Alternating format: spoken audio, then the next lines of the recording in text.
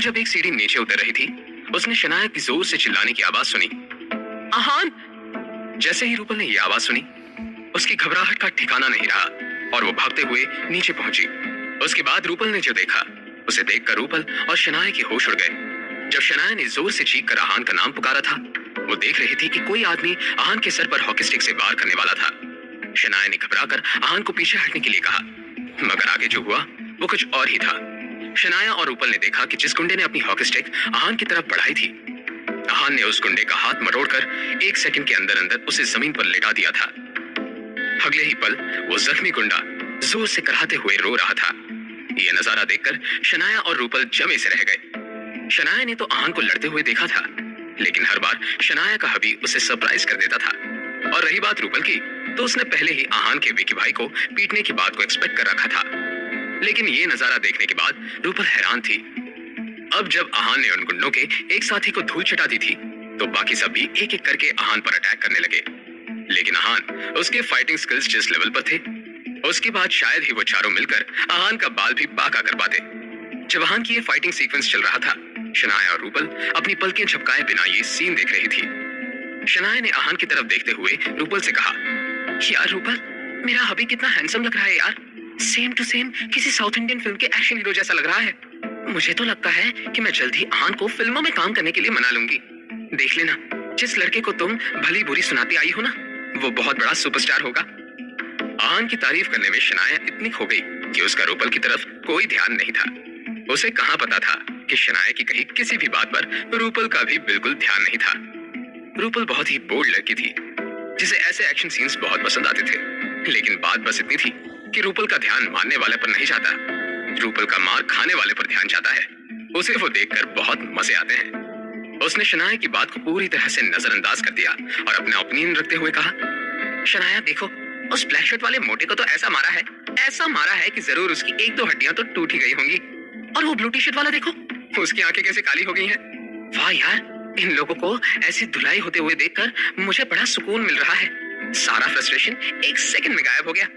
मुझे तो अब लगने लगा है कि होना मूड ठीक करने के लिए मुझे रोज ही इस तरह की मारपीट, एक्शन देखते रहना चाहिए। रूपल के चेहरे को देखकर ये बात कोई भी बता सकता था कि वो अपने सामने इस सीन को कितना एंजॉय कर रही थी। कुछ देर उन गुंडों को पीटने के बाद आहान रुक गया। उसने नीचे झुककर उस गुंडे की तरफ देखा जिसने सबसे पहले आहान का कॉलर पकड़ा था। आहान ने फिर उस गुंडे का कॉलर पकड़ा और उससे सवाल करते हुए कहा, अब तुम बताओगे कि तुम सब कौन हो और तुम्हें किसने भेजा है, या फिर मैं तुम लोगों को और थोड़ा मजा चखाऊं? आहान का ये सवाल सुनने के बाद पीछे खड़ी रूपल और शनाया भी उसके पास आ गई। उन दोनों ने अब तक इस फाइट को बहुत एंजॉय कर लिया था, लेकिन अब बात सीरियस पॉइंट पर आ गई थी। अगर आज आहान यहाँ ना होता तो शायद शनाया और रूपल को कुछ हो जाता। वो दोनों तो चाह कर भी अपने आप को ऐसे खतरनाक गुंडों से बचा नहीं पाती। इसलिए दोनों भी सीरियस होकर उस गुंडे के जवाब का इंतजार करने लगी। आहान का सवाल सुनते ही उस गुंडे ने एक गहरी सांस ली और आहान से कहा, भाई वो हम लोगों को मनाली से बुलाया था। वे चाहते थे कि इस पते पर आकर हम रूपल गुप्ता को अपने साथ मनाली ले जाएं। आपसे उलझने का हम लोगों का कोई मकसद नहीं था भाई। हम लोगों को जाने दो। हाँ, हम लोग को जाने दो भैया। हम आगे से किसी को तंग नहीं करेंगे और आपको तो बिल्कुल भी नहीं। और जिस आदमी ने हमें यहाँ भेजा है ना, उसका नाम मैं आपको नहीं बता सकता। वो हमारे धंधे का उसूल के खिलाफ है ना। आज ही 1 घंटे के अंदर अंदर आहान ने दूसरी बार मनाली का जिक्र सुना था, लेकिन ये बात थोड़ी ज्यादा सीरियस थी। जब रूपल ने अपना नाम सुना तो उसका डर सही साबित हुआ। वो जानती थी कि जरूर ये सब रजत चौधरी ने किया धरा है। आहान उस गुंडे के आगे सवाल करने ही वाला था कि रूपल ने पैनिक करते हुए जल्दबाजी में गुंडे से पूछा, मनाली, तुम सबको यहाँ किसने भेजा है? वैसे तो ये बात जाहिर थी कि वो गुंडा इस बात का जवाब देना नहीं चाहता था, और ये बात आहान एक नजर में ही समझ गया। आहान ने उस गुंडे की तरफ घूर कर देखा और उससे कहा, तुम बता रहे हो या फिर मैं? आहान ने जानबूझकर उसे डराने के लिए अपनी बातों को बीच में ही रोका था। वो जानता था कि अब वो गुंडा ज्यादा देर तक अपना मुंह बंद नहीं रख पाता, और ऐसा ही हुआ। आहान का माइंड गेम कामयाब हो गया। उस गुंडे ने घबरा कर कहा, हाँ भाई, बता रहा हूँ, सब बता रहा हूँ। वो उसका नाम रजत चौधरी है।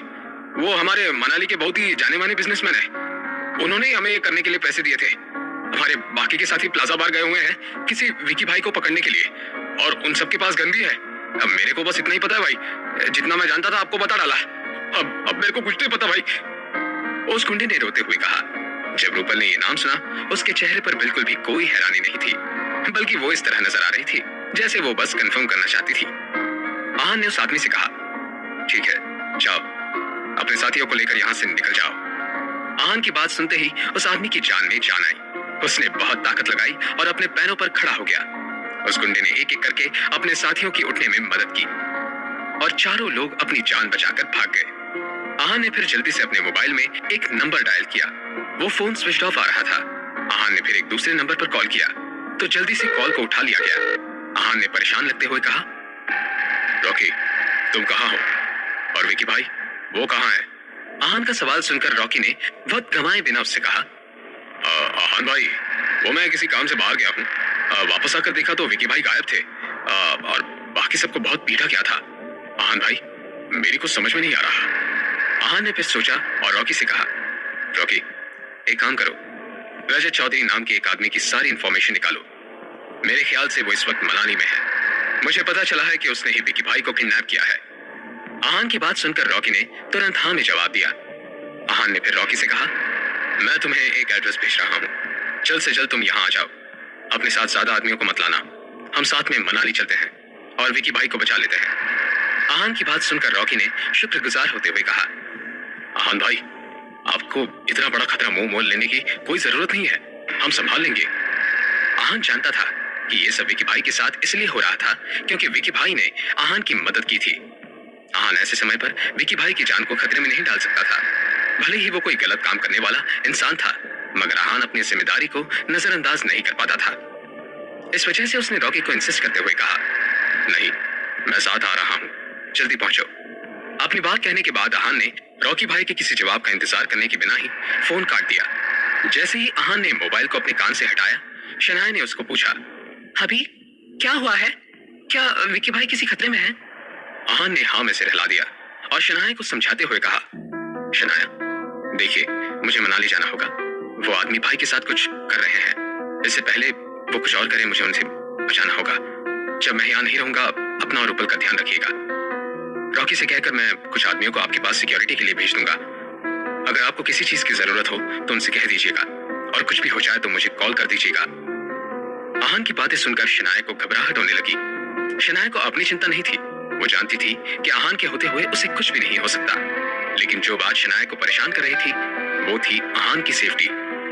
शनाया ने आहान के हाथ को पकड़कर कहा, अभी डोंट वरी, मैं और रूपल यहाँ सेफ रहेंगे। तुम जैसा कहोगे हम वैसा ही करेंगे, लेकिन तुम भी अपना ख्याल रखना, किसी मुसीबत में मत फंस जाना, ओके? ये बात सुनकर आहान ने एक हल्की सी मुस्कान के साथ हाँ में अपना सर हिला दिया। शनाया ने फिर आहान को गले लगा लिया और बोली, अभी तुम ठीक तो हो ना? इस फाइट में तुम्हें कहीं चोट तो नहीं आई? आहान ने शनाया के सवाल का जवाब देते हुए कहा, मैं ठीक हूँ शनाया। जब आहान और शनाया अपनी ही बातों में लगे हुए थे, रूपल ने अपनी नम आंखों से आहान की तरफ देखा और बोली, आई एम सॉरी आहान, ये सब मेरी वजह से हो रहा है। अगर कल मैंने शनाया को वो मैसेज सेंड ना किया होता तो ये सब नहीं होता। रूपल की आवाज में गिल्ट साफ साफ झलक रही थी। शनाया ने तुरंत रूपल से कहा, रूपल, ये तुम क्या कह रही हो? अगर तुमने मुझे मैसेज ना किया होता तो पता नहीं तुम्हारे साथ क्या हो जाता। ऐसी बातें मत करो। शनाया की बात सुनने के बाद आहान ने भी कहा, हाँ रूपल, तुम्हें परेशान होने की कोई जरूरत नहीं है। इस सब का तुमसे कोई लेना देना नहीं है। मैं सब संभालूंगा। और वैसे भी तुम इतनी इमोशनल अच्छी नहीं लगती। रूपल, तुम ना मुझे डांट लगाती रहा करो, वो तुम्हें ज्यादा सूट करता है। आखिरी शब्द सुनने के बाद आहान और रूपल हंसने लगे। उसने आहान से कहा, ठीक है जीजू, आगे से इस बात का ध्यान रखूंगी। रूपल ने तो ये बात नॉर्मली कही थी, लेकिन आहान और शनाया ने जब जीजू सुना तो दोनों के होश ही उड़ गए। आहान को तो अपने कानों पर यकीन ही नहीं हो रहा था। 3 सालों में आज पहली बार रूपल ने आहान को जीजू कहकर बुलाया था। आहान ने भी हंसकर रूपल की तरफ देखा। थोड़ी ही देर में रॉकी अपने आदमियों के साथ रूपल के घर आ गया। आहान जाने के लिए तैयार हो गया था। जाते हुए आहान ने मिस्टर विक्रम को कॉल करके कुछ लोगों को शनाया और रूपल की सिक्योरिटी के लिए बुला लिया। आहान ने फिर शनाया और रूपल से कहा, आप दोनों ख्याल रखिए, अगले हफ्ते साथ में मनाली आ जाइएगा, मैं आपको वहीं मिलूंगा। रूपल और शनाया ने आहान की बात पर हामी भर दी। आहान बाहर जाने लगा। अपने हबी को जाते हुए देखकर शनाया के दिल में नरमी छा गई। शनाया ने फिर कुछ सोचा और अपने आप से ही बोली, मैं आहान से आज अपनी फीलिंग्स का इजहार करने वाली थी, लेकिन बात आधी ही रह गई। आहान को जाते हुए देखकर मुझे बहुत अजीब सा लग रहा है। नहीं, मैं हार नहीं मान सकती। आज तो मैं आहान से अपने दिल की बात कहकर रहूंगी। शनाया ने अब अपना मन पक्का तो कर लिया था। उसने फिर भाग कर जाते हुए आहान को अप्रोच किया और बोली, आहान, वो मुझे कुछ कहना है। अभी आए। क्या शनाया अपने दिल की बात कह पाएगी? आहान के साथ अब मनाली में क्या होने वाला था? क्या वो विकी भाई को बचा पाएगा? जानने के लिए सुनते रहिए सीक्रेट अमीरजादा का अगला एपिसोड। सिर्फ मैं हार नहीं मान सकती, आज तो मैं आहान से अपने दिल की बात कहकर रहूंगी। शनाया ने अब अपना मन पक्का कर लिया था। उसने फिर भाग कर जाते हुए आहान को अप्रोच किया और बोली, आहान, वो मुझे कुछ कहना है। अभी आई मिस यू। शनाया ने अपनी फीलिंग्स की बात को टालकर ये बात बोली। शनाया की बात सुनकर आहान को बहुत अच्छा लगा। उसने मुस्कुराते हुए शनाया की बात का जवाब दिया, आई मिस यू टू, अपना ख्याल रखिएगा। उसने इतना कहा और रॉकी के साथ बाहर चला गया। आहान और रॉकी ने डिसाइड किया कि वो मनाली टॉय ट्रेन से जाएंगे। दोनों जल्दी से स्टेशन पहुंचे और टिकट लेकर ट्रेन में चले गए। आहान खिड़की की तरफ और रॉकी उसके साथ वाली सीट पर बैठ गया। आहान 3 साल से शिमला के बाहर नहीं गया था। खिड़की के बाहर देखते देखते उसके मन में बहुत सारे थॉट्स आ रहे थे। वो शनाया को बहुत मिस कर रहा था। कुछ दिनों से शनाया और उसके बीच बहुत नजदीकियां आ गई थी। मैं यहाँ होके भी यहाँ नहीं हूँ शनाया। वो ट्रेन में होके भी यहाँ नहीं था। उसके दिल और दिमाग पर सिर्फ शनाया के साथ बिताया हुआ हर लम्हा चल रहा था। जब ट्रेन एक स्टेशन पर आ रुकी, उनके कंपार्टमेंट्स में एक अधेड़ उम्र का आदमी आकर बैठा, जिसने काले रंग का सूट पहना था और जिसके अंदर से उसका पेट बाहर निकल रहा था। वो आदमी अपने टिकट से सीट नंबर देखकर आहान की सामने वाली सीट पर बैठ गया। क्योंकि आहान और रॉकी ने बिल्कुल साधारण कपड़े पहने हुए थे, इसलिए उस आदमी ने दोनों को ज्यादा भाव नहीं दिया। कुछ ही देर बाद एक खूबसूरत लड़की जो ऊपर से नीचे तक एक ब्रांडेड कपड़ों में थी, उनके कंपार्टमेंट में आई। उस लड़की का नाम आलिया शर्मा था और उसने जैसे ही अपने टिकट पे सीट नंबर चेक किया, उसका मुंह बन गया। उसकी आंखों में घमंड साफ दिख रहा था। उसने सूट वाले आदमी को इग्नोर करते हुए आहान की तरफ देखा और बोली, Hey, you changed the seats with me. आहान ने उस लड़की की बात को अनसुना कर दिया और बाहर ही देखता रहा। ये देखकर वो लड़की चिढ़ गई। क्या आपने तमीज नाम की चीज नहीं है? क्या आपको ये पता नहीं कि लड़कियों के साथ जेंटलमैन की तरह कैसे बिहेव करते हैं? आहान फिर उस लड़की की तरफ मुड़ा और बहुत ही शांति से जवाब दिया, मुझे नहीं पता। ये सुनकर वो और भी ज्यादा चिढ़ गई। वो जैसे ही कुछ बोलने लगी, सामने बैठे उस अधेड़ उम्र के आदमी ने कहा, आप इतनी खूबसूरत है, आपको ऐसे लोगों से बहस नहीं करनी चाहिए। मैं आपके साथ सीट बदल लेता हूँ, आइए आप यहाँ बैठ जाइए। इतना बोलकर वो अपनी सीट से उठ गया और दूसरी तरफ जाकर बैठ गया। वो आदमी आलिया को तब से घूर रहा था जब से वो कंपार्टमेंट में आई थी। आलिया बहुत खूबसूरत थी। उसका चेहरा किसी परी जैसा था। आलिया एक कॉलेज गोइंग स्टूडेंट थी।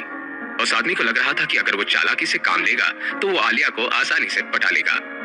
कोई जरूरत नहीं है। आलिया उस आदमी को आहान से भी ज्यादा नापसंद करती थी। जिस तरह से वो आदमी आलिया को घूर रहा था, वो समझ चुकी थी कि उसकी नीयत सही नहीं है। फिर तुम कहाँ बैठोगी? तुम ऐसे खड़ी तो नहीं रह सकती। उस आदमी ने मुस्कुराते हुए कहा, आपको उससे कोई मतलब नहीं होना चाहिए। आलिया ने उस आदमी को घूरते हुए कहा। फिर वो रॉकी के सामने वाली सीट पर जाकर बैठ गई। उसकी आंखें लगातार आहान को घूर रही थी, जैसे कि वो उसे खा जाएगी। आहान ने ये नोटिस किया और फिर अपना चेहरा घुमाकर फिर से खिड़की के बाहर देखने लगा और आलिया की तरफ कोई ध्यान नहीं दिया। मेरे साथ सब चालाकियां काम नहीं आने वाली। तुम जैसे लड़कों को मैं अच्छे से जानती हूँ। रिजेक्ट होने के डर से पहले तो भाव नहीं दोगे और फिर खुद ही पीछे पड़ जाएंगे। देखती हूँ तुम ये कब तक करते हो। आलिया ने मन ही मन में कुड़ते हुए कहा। उसे अपनी सुंदरता पर बहुत ही घमंड था कि आहान भी ऐसा ही करेगा। मेरा नाम दीपक खन्ना है, तुम्हारा नाम क्या है? उस आदमी ने मुस्कुराते हुए पूछा। Shut up. आलिया ने बिना दीपक की तरफ देखे जवाब दिया। हालांकि आलिया दीपक को इग्नोर कर रही थी, फिर भी उसने बुरा नहीं माना। उसने फिर से सवाल करते हुए पूछा, क्या आप मनाली पढ़ने जा रही हैं? मनाली की यूनिवर्सिटी बहुत अच्छी है, मेरी वहां बहुत पहचान। आपकी पहचान से मुझे कोई लेना देना नहीं है मिस्टर। आलिया ने इरिटेट होते हुए कहा। दीपक खन्ना ने अभी भी बात करना नहीं छोड़ा था। उसने फिर से कहा, ऐसे कैसे तुम्हारा लेना देना नहीं है? अगर हमारी दोस्ती हो जाए तो तुम्हारा फायदा ही होगा। कोई भी परेशानी हो मैं तुम्हारी मदद करूंगा। अगर कभी तुम्हें पैसों की जरूरत हो तो बस मुझे फोन कर लेना। उसने अपना कार्ड देते हुए कहा। आलिया ने कार्ड लिया और बिना देखे ही उसे फाड़ कर फेंक दिया। आप अपने आप को समझते क्या हैं? आपको क्या लगता है कि कुछ पैसों के लिए मैं आपसे दोस्ती करूंगी? मेरे पास खुद बहुत पैसा है, इसलिए मुझे आपसे लेने की कोई जरूरत नहीं है। आलिया ने दीपक की बेइज्जती करते हुए कहा। अब ये सब सुनकर दीपक भी चुप हो गया और उसने आलिया से आगे कोई बात नहीं की। उधर आहान को भी ये सब फनी लग रहा था। वो समझ चुका था कि आलिया को हमेशा उसके परिवार ने पलकों पर बैठा के रखा था। दीपक खन्ना अब अकेले बोर होने लगा था। तब उसने आहान से बात करने का मन बनाया। आहान को फिलहाल किसी से बात करने में कोई इंटरेस्ट नहीं था, इसलिए जैसे ही दीपक के साथ उसका आई कांटेक्ट हुआ, उसने मुंह फेर लिया।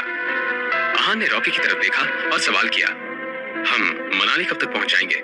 रॉकी ने जैसे ही जवाब देना चाहा, दीपक ने बीच में इंटरफेयर करते हुए कहा, आप दोनों मनाली काम ढूंढने जा रहे हैं ना? रॉकी ने उसकी बात को अनसुना कर दिया, पर आहान को उसकी हरकतों पर हंसी आ रही थी। जी किसी कंस्ट्रक्शन साइट पर काम ढूंढने जा रहे हैं, आहान ने जवाब दिया। कंस्ट्रक्शन साइट पर काम करने के लिए तुम जैसे लोगों की जरूरत होती है, दीपक ने बड़े रौब से कहा। आहान कुछ बोला नहीं, बस मुस्कुरा दिया। मेरी मनाली में बहुत जान पहचान है, मैं बहुत सारे कॉन्ट्रैक्टर्स को जानता हूँ, तुम मेरा नाम ले लेना, तुम्हें आसानी से अच्छा काम मिल जाएगा, दीपक खन्ना ने इतराते हुए कहा। जी शुक्रिया, आहान ने जवाब दिया। दीपक खन्ना ने अपनी गर्दन हिलाई, फिर कहा, पर अगर तुम मेरा नाम कुछ गलत करने के लिए इस्तेमाल कर रहे हो तो मैं तुम्हें माफ नहीं करूंगा। मेरी मनाली में बहुत पहचान है और बहुत नाम है। ऐसी धमकी सुनकर आहान मुस्कुरा दिया और फिर बोला, जी नहीं करूंगा, और फिर खिड़की के बाहर देखने लगा। आहान के जवाब सुनकर दीपक समझ गया था कि उसे उससे बातें करने में कोई दिलचस्पी नहीं है। अब दीपक ने उसे आगे कुछ नहीं बोला और अपनी आंखें बंद करके सोने की कोशिश करने लगा। ट्रेन मनाली से एक स्टेशन पहले रुकी। इस स्टेशन पर बहुत लोग चढ़ गए थे। जिस कंपार्टमेंट में आहान, रॉकी, आलिया और दीपक बैठे थे, वो लोगों से भर गया था। इतने सारे लोगों के बीच पूरे कंपार्टमेंट में पसीने की बदबू आने लगी थी। उस बदबू की वजह से आहान, जिसमें बहुत धैर्य था, उसका भी मुंह बन गया था। तो फिर आलिया की हालत का तो अंदाजा भी नहीं लगाया जा सकता था। उसका खूबसूरत चेहरा बिल्कुल पीला पड़ चुका था, वो किसी भी वक्त उल्टी कर सकती थी। अचानक से उस आदमी ने, जो कोई फैक्ट्री का मामूली वर्कर था, धक्का लगने की वजह से आलिया पर आ गिर गया। ईयू! आलिया के मुंह से निकला। उस आदमी के पसीने की बदबू से आलिया परेशान हो गई और सीधा उठकर बाथरूम की तरफ भागने लगी। इस पर दीपक खन्ना ने उस वर्कर पर चिल्लाना शुरू किया, दूर हटो यहाँ से, ये कैसी गंदी बदबू है। उस आदमी ने अपनी भाषा में माफी मांगना शुरू किया, पर दीपक कुछ सुनने को तैयार ही नहीं था। वो बस लगातार उस आदमी को गाली दे रहा था। ये सब देखकर आहान को बहुत गुस्सा आ गया। दीपक से खरी खोटी सुनकर उस बेचारे वर्कर का चेहरा शर्म से लाल हुआ जा रहा था। उसके पास कोई चारा नहीं था, क्योंकि कंपार्टमेंट बहुत छोटा था, इसलिए उसके पास माफी मांगने के सिवाय और कुछ नहीं था। चले जाओ यहाँ से, नहीं तो मैं तुम्हारी जान ले लूंगा, दीपक ने गुस्से में कहा। वो पहले ही आलिया की वजह से चिढ़ा हुआ था और ये गरीब वर्कर उसकी भड़ास निकालने का सबसे अच्छा शिकार था। मुझे माफ कर दीजिए, मुझे यहाँ नहीं आना चाहिए था, मैं जा रहा हूँ। वो वर्कर अपने लिए जगह बनाने लगा और इतने में दीपक उठा और उसको लात मारी। मेरी नजरों से दूर हो जाओ। अब जैसे ही वो वर्कर आगे बढ़ा, किसी ने उसको आवाज दी, रुक जाओ। आहान कुछ पता करे उससे पहले ही रॉकी ने दीपक को पकड़कर रोक लिया। छोड़ो मुझे। दीपक रॉकी पर हाथ उठाना चाहता था, पर रॉकी बहुत हट्टा कट्टा था। वो चाहकर भी रॉकी का हाथ अपने ऊपर से हटा नहीं पा रहा था और उसका मुंह साइड टेबल पर जाकर लगा। वहां आहान था, इसलिए रॉकी रुक गया, वरना आज वो दीपक को नहीं छोड़ता। मैं बताता हूं तुम्हें, मेरा आदमी तुम्हें नहीं छोड़ेगा। जैसे ही तुम मनाली स्टेशन पर उतरोगे, वो तुम्हें बहुत मारेगा, दीपक ने धमकी दी। इतने में आलिया वापस आ गई। वहां की हलचल देखकर वो समझ गई थी कि वहां जरूर कुछ कांड हुआ है। दीपक लगातार रॉकी को धमकाता रहा। ये देखकर उस फैक्ट्री वर्कर को बहुत बुरा लगा। वो बोला, साहब जी, आप इसे माफ कर दीजिए, नादान है, इसे कुछ पता नहीं है। ये सुनते ही दीपक ने उसके मुंह पर थूका और कहा, तुम बीच में बोलने वाले होते कौन हो? चुपचाप यहाँ से चले जाओ, वरना मेरे आदमी तुम्हें भी नहीं छोड़ेंगे। जी साहब, मैं अभी तुरंत चला जाता हूँ, ये कहकर वो जाने लगा। रुक जाओ रॉकी, ये सीट इन्हें दे दो, आहान ने कहा। दीपक के ना चाहने के बावजूद आहान उस वर्कर को नहीं बैठा रहा था। जी भाई। रॉकी को ये बात अच्छे से समझ में आ रही थी कि वो ऐसे पब्लिक में यंग मास्टर या मिस्टर आहान से ऐसा कुछ ना बोले, बल्कि उसे भाई ही बोलकर एड्रेस करे। नहीं, ये यहाँ नहीं बैठ सकता, आलिया ने डिस्गस्ट होते हुए तुरंत जवाब दिया। क्यों, ये सीट आपकी है? आहान ने सवाल किया। इस पर आलिया चौंक गई। ये बात सच थी कि वो सीट उसकी नहीं थी, पर फिर उसने जवाब दिया, ये सीट तुम्हारी भी तो नहीं है, तुम्हारे दोस्त की है, तुम अपनी सीट दे दो, इतना ही स्मार्ट बनना है तो।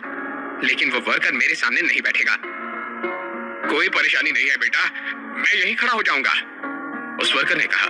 नहीं अंकल, आप यहाँ आकर बैठिए, रॉकी ने कहा और वहां से खड़ा होकर उस आदमी को अपनी सीट पर बैठा दिया।